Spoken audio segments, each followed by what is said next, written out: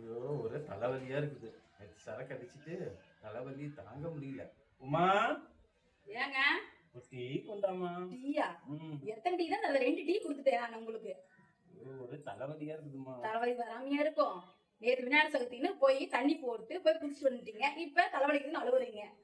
இங்க பாருங்க, எனக்கு ஒரு சத்தியம் பண்ணணும், நீங்க குடிக்க மாட்டேன்னு. நான் எத்தனை சத்தியம் பண்ணியிருக்கிறேன். ஏன்ட்ட எத்தனை சத்தியம் பண்ணிட்டீங்க? ஆனா அப்பயும் குடிச்சிட்டு தான் இருக்கிறீங்க. பிள்ளையார் கோயிலுக்கு போவோம், சத்தியம் பண்ணுங்க. இல்லா கோயிலுக்கு போயா? ஆமா பிள்ளையார்கிட்ட சத்தியம் வாங்கணுமா?